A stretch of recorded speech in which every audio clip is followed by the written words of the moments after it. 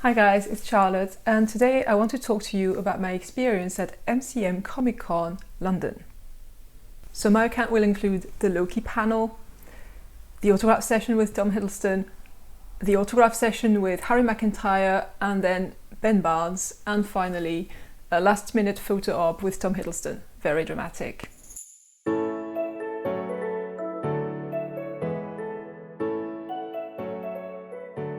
So when I saw that Tom Hiddleston was going to MCM Comic Con London, I was really super excited.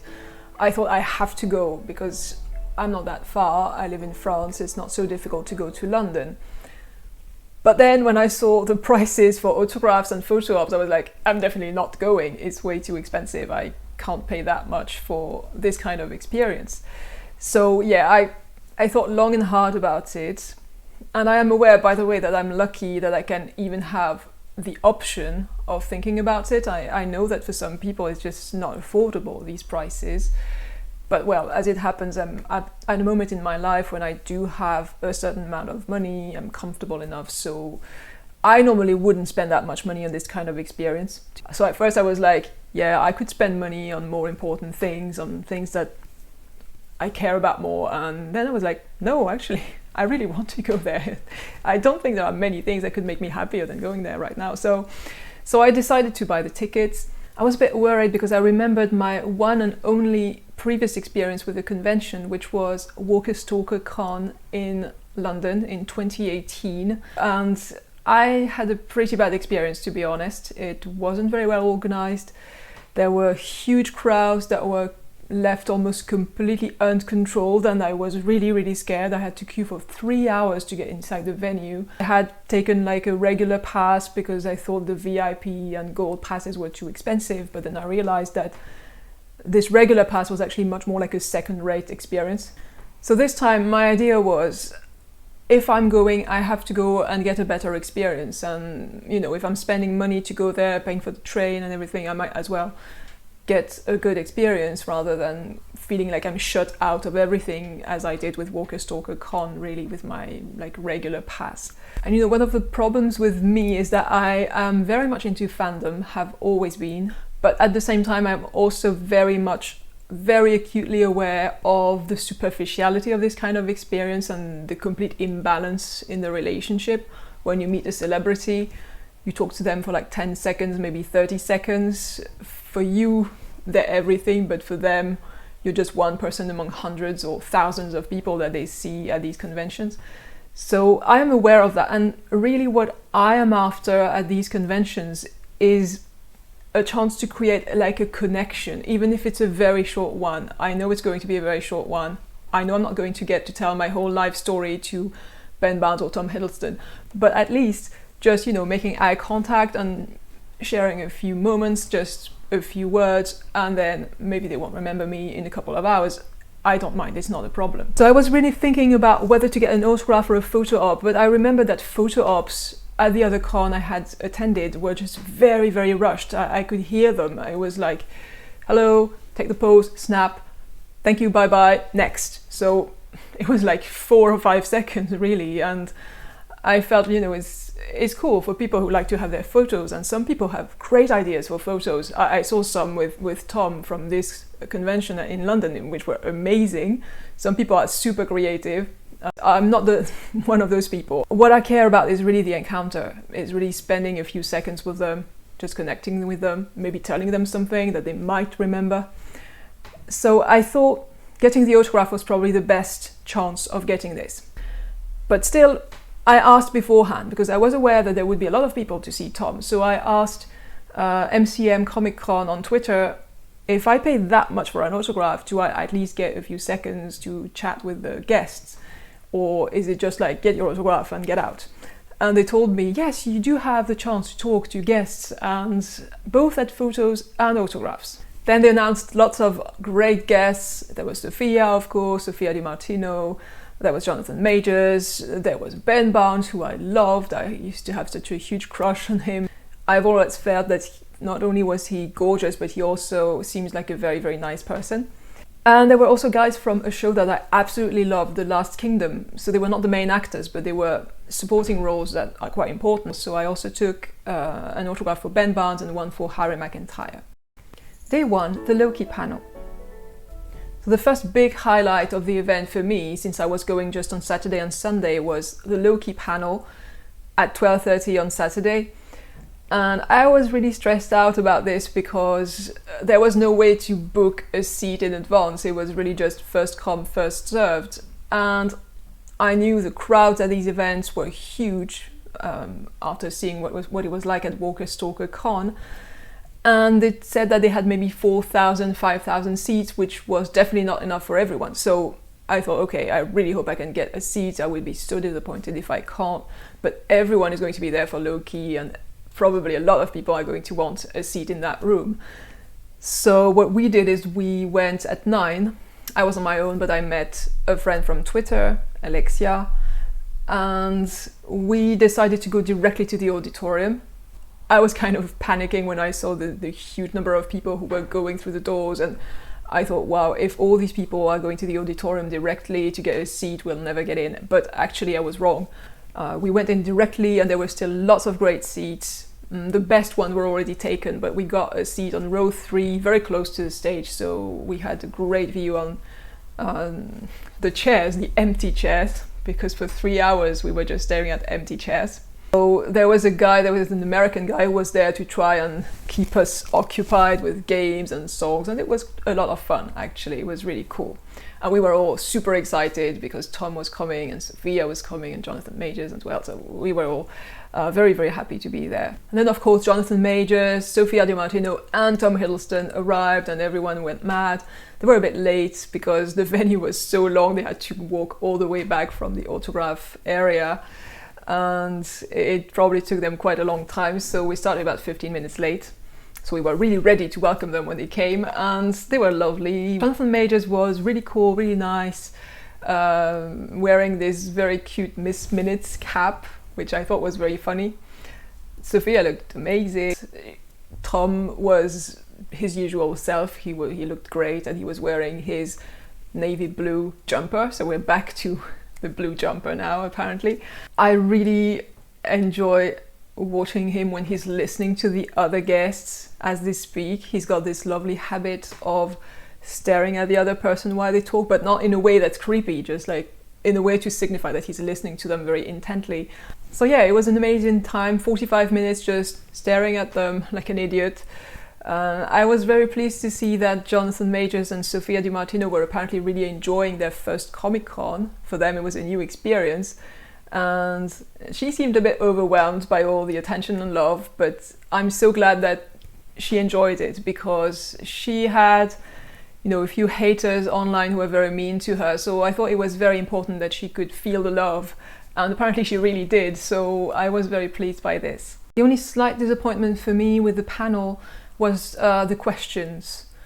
I didn't think they were very interesting, so I didn't really mind because I was just there staring at them. It was great, but at the same time, at the end I was like, yeah, they didn't really say much about the show. Most of the questions were more like, fluff interview questions and like self-help questions. What advice would you give to people? What would you say to your teenage self? If you could travel to any period in time, what would it be?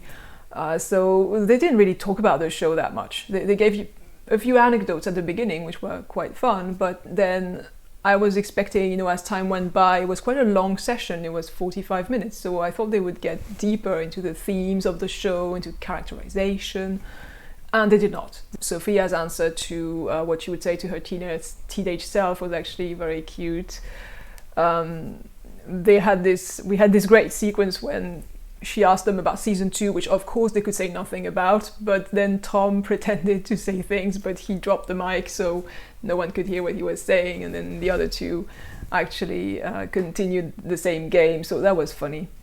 But really, overall, these questions, especially if you're a Tom fan, and I suspect a lot of people in that room were, you've already heard him answer these questions. These are questions that he had already been asked before. Where would he go in time if he could? He had already answered that question, and he had said something about watching a Shakespeare play, so we already knew his answer to this question.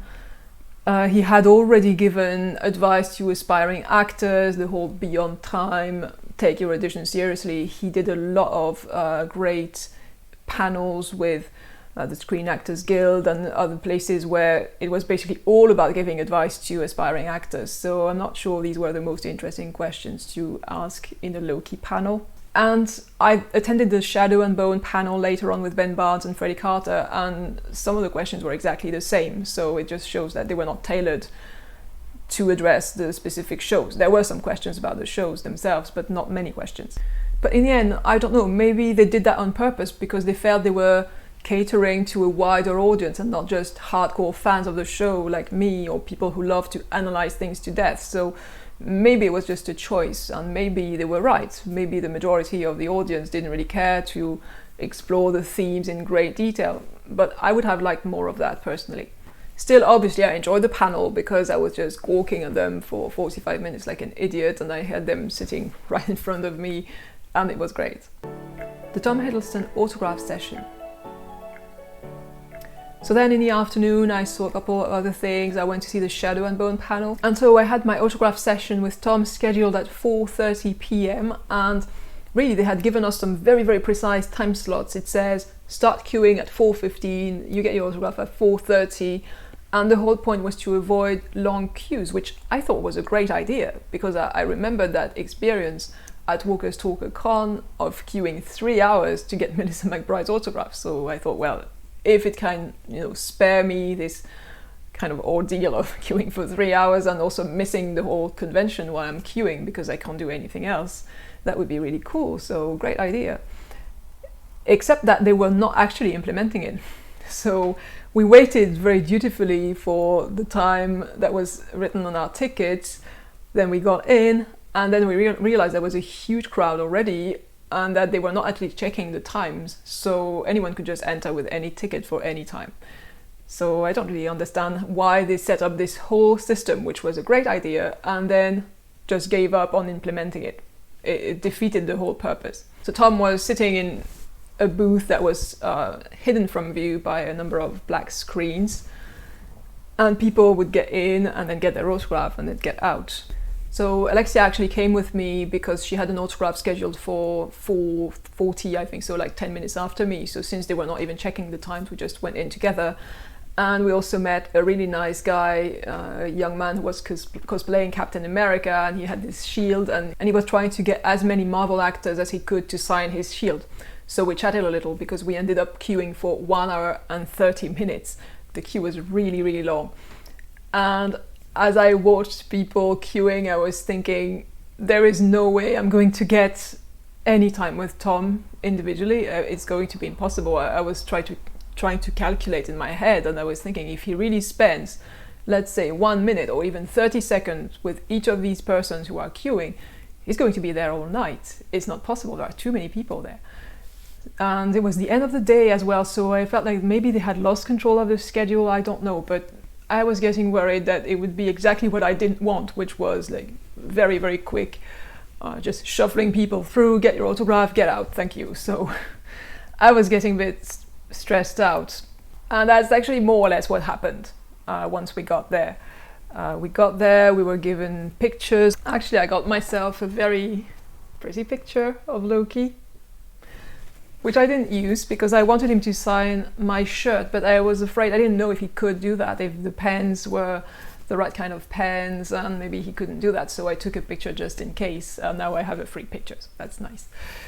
And yeah, what happened is they kind of ushered her in 3 people at a time inside the booth, and it was really like assembly line work. Like you had one guy on the left getting your items, asking you what color you wanted, how you wanted it signed, blah, blah, blah, and then giving it to Tom. Tom was in the middle, behind the plexiglass.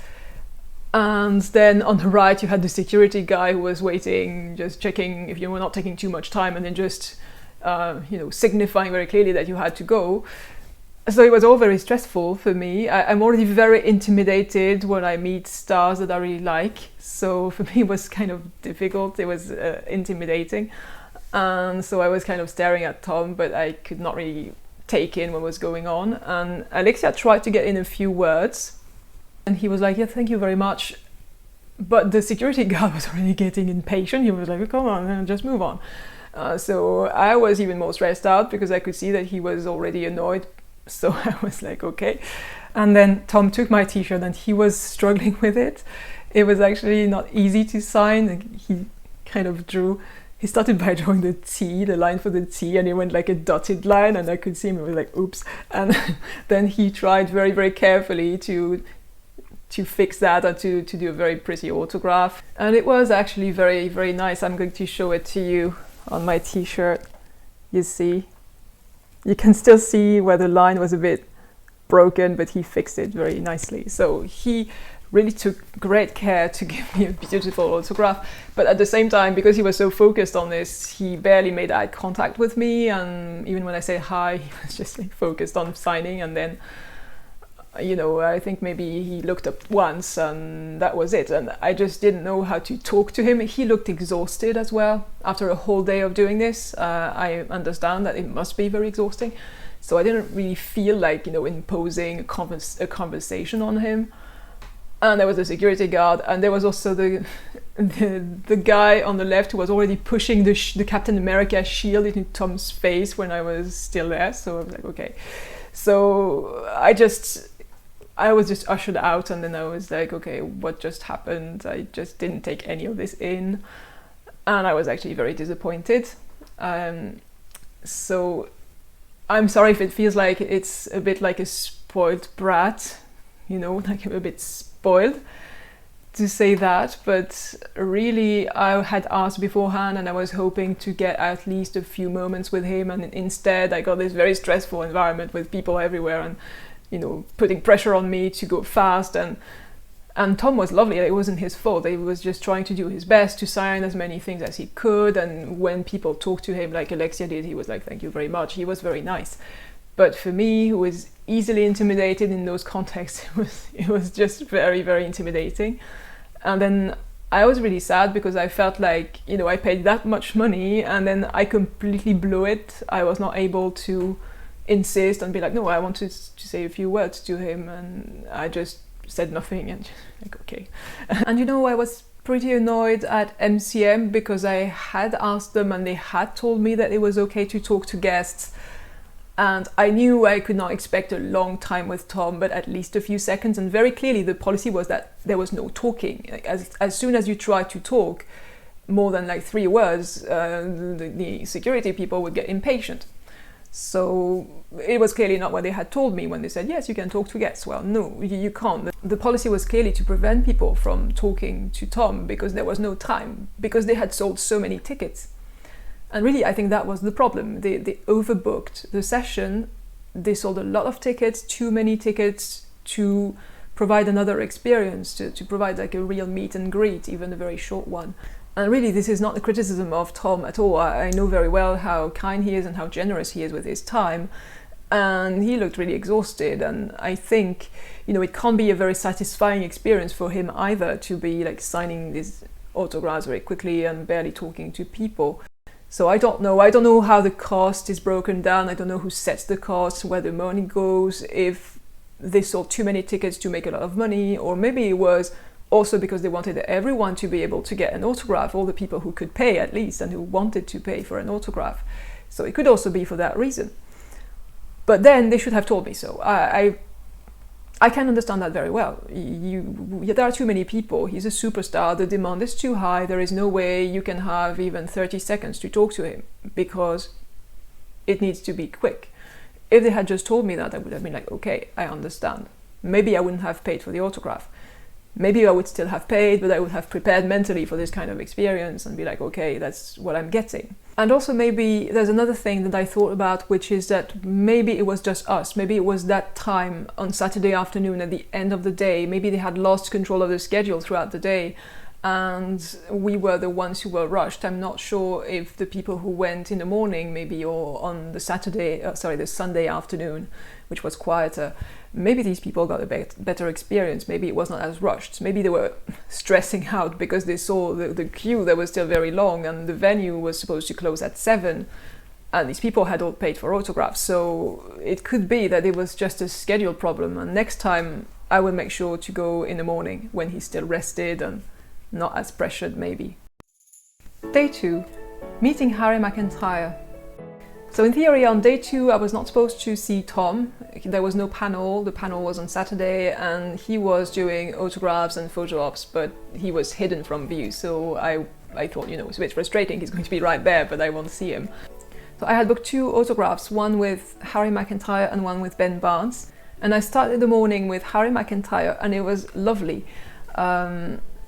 Sadly, there was almost no one at his table. It's something that always strikes me at conventions. It was the same at the Walking Dead convention. The difference in the number of people who go and see the big stars, the superstars like Tom Hiddleston, or even the big stars like Ben Barnes, and all the other actors, really, supporting roles. Like you have the superstars up there, then a few stars that are like, they have a crowd but not too much, and then the other actors, very often the table is empty, there's almost no one. So it's a bit sad because some of them are great, and these guys who were in The Last Kingdom, they're great actors and the show is great. So I was really pleased that I was able to see him, chat with him. I think I must have talked to him for maybe 10 minutes or 15 minutes. It was a long chat. And if you don't know this show, by the way, check it out. It's amazing.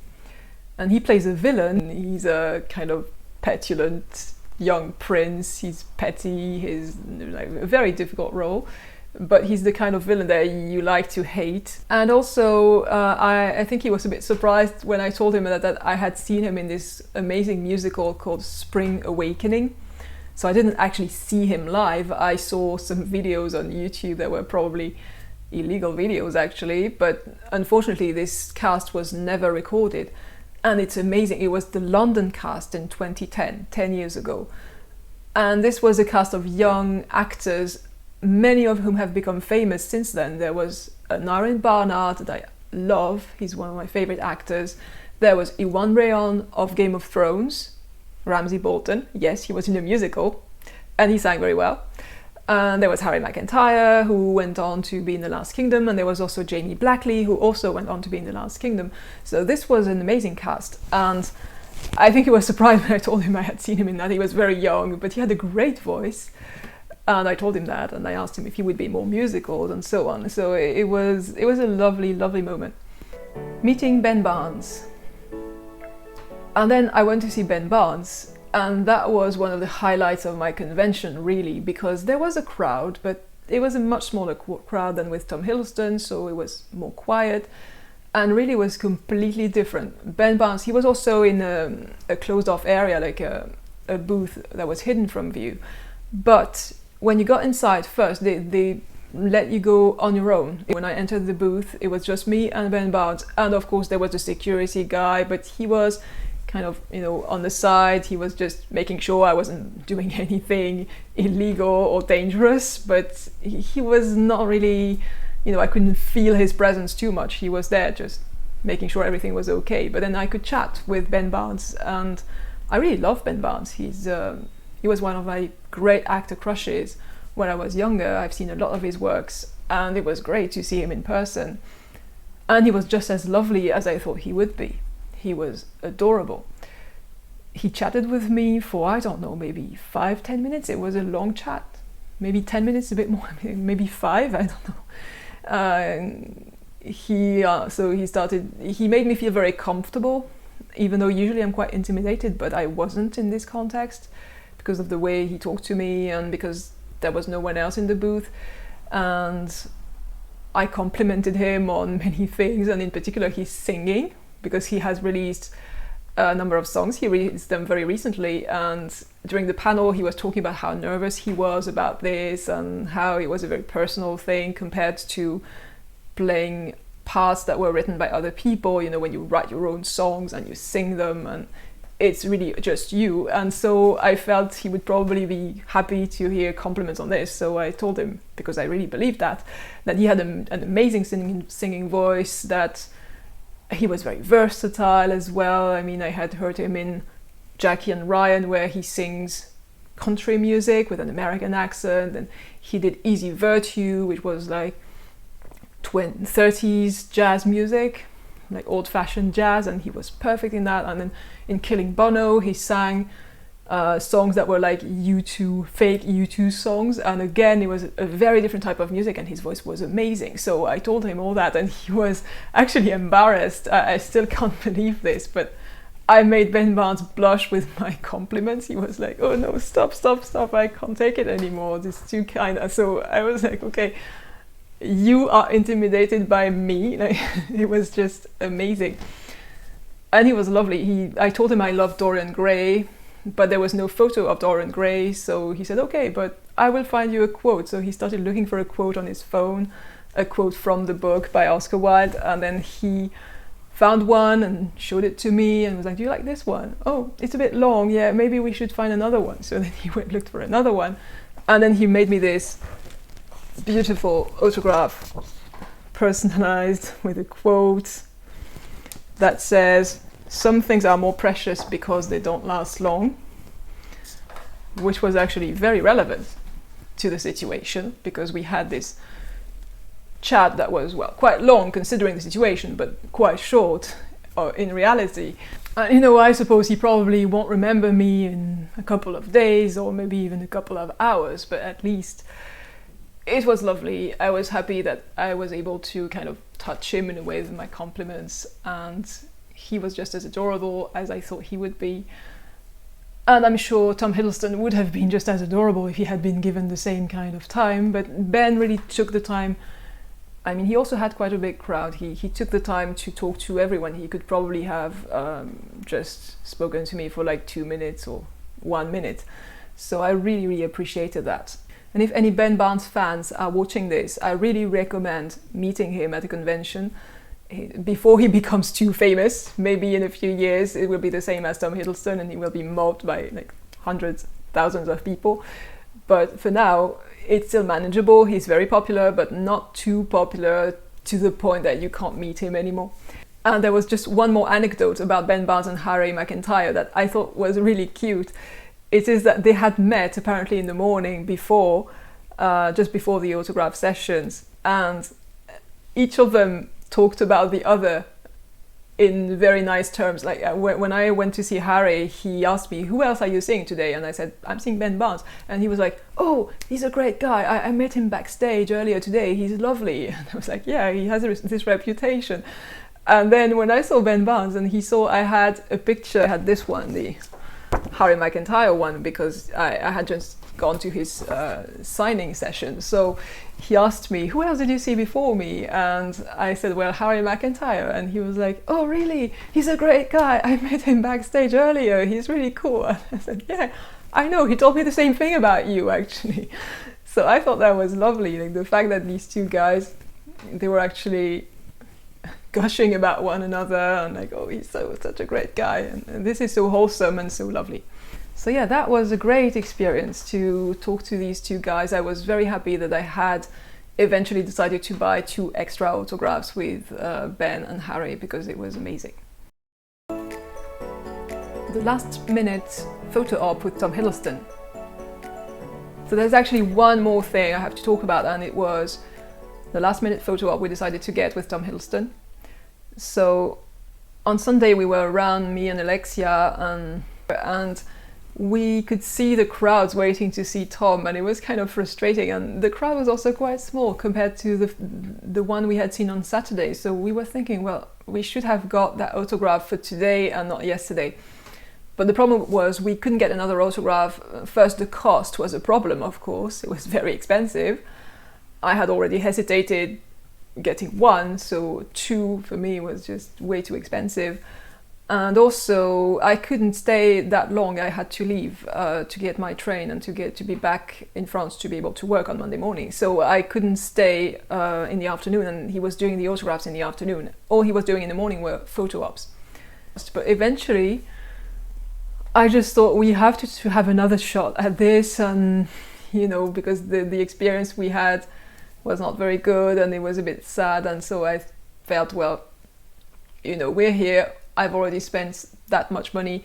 And then we decided to get 1 photo op for 2 so we could split the cost, because that was a possibility with photo ops that you don't get with autographs. And so we did that. We took a photo op just last minute, really. I barely had time to go and get my photo, and then leave and get my train, but it was still feasible. And so this time we actually did manage to get a few words. First, we actually made eye contact with Tom because of course he was standing there by the plexiglass when we walked up to him, so he said hello. He complimented me on my t-shirt, which was the one that he had signed, and I wondered if he remembered struggling to sign it the day before. I don't know, probably not. But I was wearing that t-shirt on the second day, and I hadn't planned to do a photo at all, so I looked very ugly. I was not very well dressed and anything, but I didn't really care because I just wanted to see him again. So first, it was better already because we had a bit of eye contact, and then I just managed to get in a few words. I probably took like 10 seconds, really, not more, but I just told him, you know, instead of telling him I love your work, I know he hears that all the time, I just said, you know, I have a YouTube channel on Loki, and the one video that actually attracts any attention, that has a few thousand views, is a video about Loki's hair. So I just wanted to tell him that because I thought, you know, it's funny, it might make him laugh. So he laughed and he was like, hey, here you go, you know. So, okay, so it was a bit silly, but I was happy to just tell him that. I would have liked to talk to him more, but I could see that it was not the right place to do that, and everyone was kind of impatient for us to take the pose. So we took the pose very quickly, and then Alexia got another chance. She tried to tell him a few words before she left, and again the security guy was like, no, you have to leave, and Tom said, no, it's okay, mate, just let her speak. So she spoke a little bit. So in the end we got our photo, which was not really the point, but at least we managed to see him again. So we spent a lot of money on that, but at least we finished on a positive note. So in the end, yeah, I did have a good experience overall. There were some really great moments. There were some highlights, like the panel, like meeting Ben Barnes, talking to Harry McEntire, and also getting this last photo up with Tom. It was a bit contrasted, I think, you know, some aspects of it still a bit frustrating, but at the same time, I suppose it's to be expected when you meet superstars like Tom. Overall, there's another regret I have, which is that I spent so much time getting autographs that I did not actually really check out the various panels that were very interesting. Some of them seemed very interesting. There was one on neurodiversity that I wanted to attend that I couldn't attend because I was queuing for Ben Barnes. I also would have liked to see more of the cosplays. I missed the Loki cosplayers. That was the one big regret, especially after I learned that Tom had been there. But there were so many amazing cosplays, even apart from Loki. There were some Mandalorians that looked amazing. There were some Lord of the Rings cosplays. I saw a Witch King of Angmar that was incredible. A Gandalf that was incredible as well. And also a Cinderella, the one from the recent Kenneth Branagh film with Lily James. This beautiful blue dress that Cinderella has. She had almost a perfect replica. It was beautiful. So that's it for my experience at Comic Con. I'm sorry I didn't have more videos or photos to share because I just didn't really have time to make any. I was just really taken by the moment. I have to say it was still overall a lovely experience. I met some friends from Twitter, from Loki Twitter, that I had never seen in real life. That was cool. And the staff was lovely most of the time. I mean, apart from those who were trying to kick us out and preventing us from talking to Tom, but I'm sure these people were just doing the jobs that they were given. But the rest of the staff was really cool and really nice, and I really enjoyed it. So I will see you for more Loki analysis and hopefully other things as well. I just still need to figure out what else to do apart from Loki analysis. I just have so many things to say about this series. So the next video will be something about daggers in Loki and the symbolism of the daggers, what they mean in the show. So I'll probably upload this next weekend if I can. In the meantime, have a nice day and have a nice week. Bye bye!